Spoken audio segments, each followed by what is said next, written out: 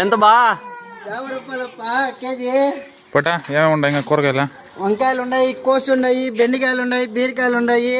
Hi friends అందరికి. ఇంకా morning లేస్తాను అలా లింగరాజుని దర్శించుకొని చెరువు కల్లా అయితే వెళ్ళిపోయినాం. ఎందుకంటే లాస్ట్ 3 days నుంచి ఫుల్ వర్షం అయితే ఉంది, అందుకే వీడియో కానీ తీయలేదు. ఇంక ఇదైతే మా ఊరు వెనకాల ఉన్న చెరువు అనమాట, కొత్తకుంట అంటారు. ఆల్మోస్ట్ ఆల్ నిండిపోయింది, మరో దగ్గరికి వచ్చిన అనుకో వాటర్. ఇది ఊరు ముందర ఉన్న చెరువు అనమాట.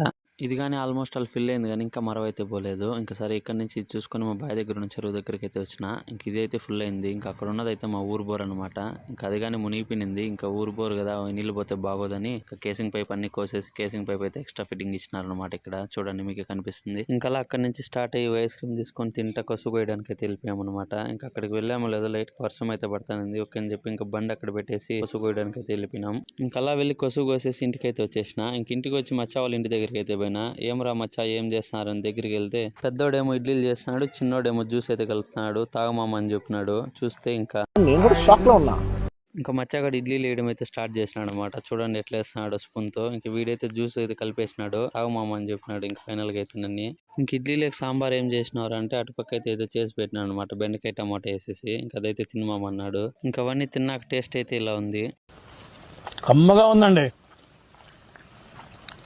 చాలా రుచిగా ఉంది.